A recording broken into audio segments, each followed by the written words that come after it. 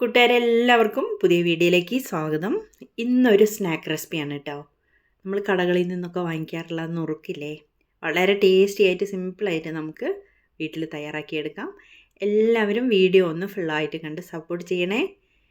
Like ചെയ്യാനും കൂടെ bell icon കൂടി ഒന്ന് പ്രസ് ചെയ്യാനും മറക്കല്ലേ കേട്ടോ. ഇനി നമുക്ക് മുറുക്ക് തയ്യാറാക്കാനായിട്ട് ആദ്യമായിട്ട് വേണ്ടത് ഉഴുന്നുപരിപ്പാണ് കേട്ടോ. നമ്മൾ ദോശയ്ക്ക് ഇഡ്ഡലിക്കൊക്കെ ഉപയോഗിക്കാറില്ലേ, ആ പരിപ്പ് ഒരു മെഷർമെൻറ്റ് കപ്പിൽ വേണം കേട്ടോ എടുക്കാൻ. ഇതിനൊക്കെ കണക്കുകളുണ്ട്, വീഡിയോ കാണുമ്പോൾ അറിയാം കേട്ടോ. ഞാനിപ്പോൾ തൽക്കാലം ഒരു കുപ്പി ഗ്ലാസ്സിലാണ് എടുത്തത്. ഇനി നമുക്ക് ഉഴുന്നുപരിപ്പ് നന്നായിട്ട് കഴുകി വൃത്തിയാക്കി എടുക്കണം. ഉഴുന്നുപരിപ്പ് എടുത്ത ഗ്ലാസ്സിൽ 3 ഗ്ലാസ് വെള്ളം ഒരു കുക്കറിലേക്ക് ഒഴിച്ചു കൊടുത്തിട്ടുണ്ട് കേട്ടോ. മെഷർമെൻറ്റ് കപ്പിലാണെങ്കിൽ അതേപോലെ തന്നെ എടുക്കണം. എന്നിട്ട് നമുക്കതൊന്ന് വേവിച്ചെടുക്കണം കേട്ടോ. ഒരു 5 വിസിലൊക്കെ വന്നു. ഓരോരുത്തരുടെ കുക്കറിനനുസരിച്ച് ഇരിക്കും. നന്നായിട്ട് വേവിച്ചെടുക്കണം. നല്ലപോലെ വെന്തിട്ടുണ്ട്. ഇനി നമുക്കതൊന്ന് തണിഞ്ഞതിന് ശേഷം ഒരു മിക്സിയുടെ ജാറിലേക്ക് ഇട്ട് കൊടുക്കാം കേട്ടോ. എന്നിട്ട് അല്പം വെള്ളം ഒഴിച്ച്, കൂടുതൽ വേണ്ട, നന്നായിട്ടൊന്ന് അരച്ചെടുക്കണം. പെട്ടെന്ന് അരഞ്ഞു കിട്ടും, നന്നായിട്ട് കുക്കായതുകൊണ്ടേ. ഇനി നമുക്ക് ഒരു പാത്രത്തിലേക്ക് നമ്മൾ ഉഴുന്നുപരിപ്പ് എടുത്ത അതേ കപ്പിൽ, മെഷർമെൻറ്റ് കപ്പിൽ, ഞാനിവിടെ കുപ്പി ഗ്ലാസ് എടുത്തേ പറഞ്ഞു, അതിലാണ് കേട്ടോ. അതിൽ പത്തിരിക്കും ഇടിയപ്പത്തിനൊക്കെ നമ്മൾ ഉപയോഗിക്കാറുള്ള അരിപ്പൊടിയില്ലേ, ഏതായാലും മതി, റേഷനരി പൊടിച്ചതോ എന്തായാലും കുഴപ്പമില്ല കേട്ടോ. അത് 4.5 ഗ്ലാസ് ഒരു പാത്രത്തിലേക്ക് നമുക്ക് ഇട്ട് കൊടുക്കാം. അളവ് കറക്റ്റ് ആയിരിക്കണം കേട്ടോ. കണ്ടില്ലേ, ഇത് ഇത്രയുമാണ് ഞാൻ ഇട്ട് കൊടുത്തിട്ടുള്ളത്. ഇനി നമുക്ക് അതിലേക്ക് ഒരു ചെറിയ സ്പൂൺ നല്ല ജീരകം ഇട്ട് കൊടുക്കാം. കറിക്കൊക്കെ ഉപയോഗിക്കുന്ന ചെറിയ ജീരകമല്ലേ, അതാട്ടോ. പിന്നെ വേണ്ടത് ഒരു സ്പൂൺ എള്ളാണ്, കറുത്ത എള്ളില്ലേ, അതും കഴുകി വൃത്തിയാക്കിയിട്ട് വേണം കേട്ടോ ഇതിലേക്ക് ഇട്ട് കൊടുക്കാം. ഇനി നമുക്ക് മുറുക്കിൻ്റെ ടേസ്റ്റിനും ഫ്ലേവറിനൊക്കെ വേണ്ടിയിട്ട് കായപ്പൊടി ചേർത്ത് കൊടുക്കണം. സാമ്പാറിനൊക്കെ ചേർക്കണില്ലേ കായം, അതിൻ്റെ പൊടിയാണ് കേട്ടോ.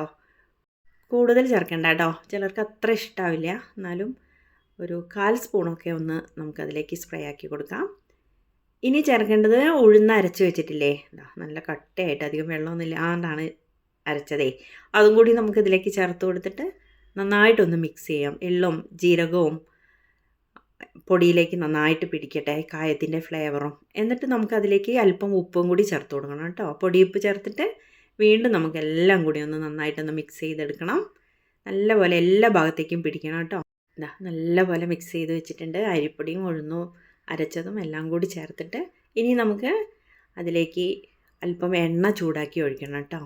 അപ്പം മാവിന് നല്ലൊരു മയമൊക്കെ ഉണ്ടാവും. ഒരു 3 സ്പൂൺ വെളിച്ചെണ്ണ നന്നായിട്ട് ചൂടാക്കിയതാണ്, അത് നമുക്കിതിലേക്ക് ഒഴിച്ചു കൊടുക്കാം.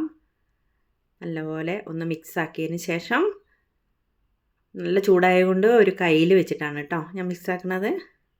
നോക്കൂ, എല്ലാ ഭാഗത്തേക്കും ആവട്ടെ. ഇനി നമുക്ക് ചൂടാറിയാൽ അല്പമായിട്ട് വെള്ളം ഒഴിച്ചു കൊടുത്തിട്ട് ചപ്പാത്തിക്കൊക്കെ മാവ് കുഴക്കണില്ലേ, അതേപോലെ നല്ലപോലെ ഒന്ന് മയത്തിൽ കുഴച്ചെടുക്കാം. ചപ്പാത്തിയൊക്കെ കുഴയ്ക്കുമ്പോൾ ചിലപ്പോൾ എണ്ണയൊക്കെ ചേർത്ത് കുഴയ്ക്കാറുണ്ടല്ലോ അല്ലേ, അതേപോലെ തന്നെയാണ് കേട്ടോ. വെള്ളം കൂടാൻ പാടില്ല. ലൂസായിട്ടുണ്ടെങ്കിൽ മുറുക്ക് നല്ല ടേസ്റ്റായിട്ട് കിട്ടില്ല, വെള്ളം പോലെ ഉണ്ടാവും നമ്മൾ പ്രസ് ചെയ്താലേ. അതുകൊണ്ടാണ് ശ്രദ്ധിച്ച് ചെയ്യണേ. ഉഴുന്നിലൊക്കെ അരച്ചെടുത്തപ്പോൾ അല്പം വെള്ളം കൂടി ഉണ്ടായിരുന്നല്ലോ. നോക്കൂ, നല്ല മയത്തിൽ നല്ല സോഫ്റ്റായിട്ട് കുഴച്ചെടുത്തിട്ടുണ്ട്.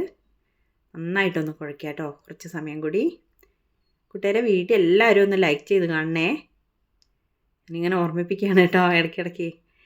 മാവ് റെഡിയായല്ലോ. ഇനി നമുക്ക് പെട്ടെന്ന് തന്നെ ഇത് ചുട്ടെടുക്കാം കേട്ടോ. അതിനായിട്ട് ഇടിയപ്പമൊക്കെ ഉണ്ടാക്കുന്ന പ്രസ്സില്ലേ, അതെടുത്തിട്ട് ഇതേപോലെയുള്ള ചില്ല് ഇട്ട് കൊടുക്കുക. അതിനെന്താ പറയുക നിങ്ങളൊക്കെ? നമ്മളിങ്ങനെ ചില്ല് എന്നൊക്കെയാണ് പറയുന്നത് കേട്ടോ.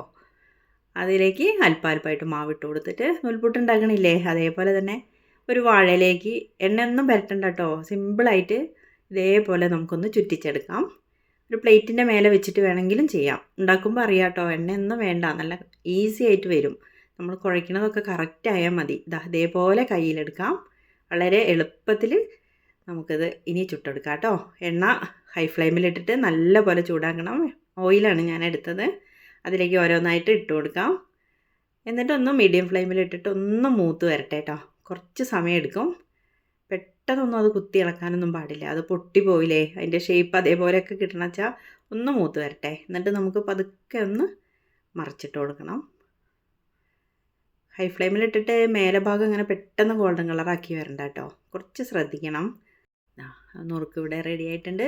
നല്ല ഗോൾഡൻ കളർ വേണ്ടവർക്ക് അങ്ങനെയും കൂടി ചെയ്തെടുക്കാം. ഇതേ പാകത്തിന് തന്നെ നല്ല സോഫ്റ്റും എന്നാൽ ക്രിസ്പി നല്ല ടേസ്റ്റ് ഉണ്ടായിരുന്നു കേട്ടോ. ഇതാ മുറുക്കെല്ലാം ഞാൻ റെഡിയാക്കി എടുത്തിട്ടുണ്ട്.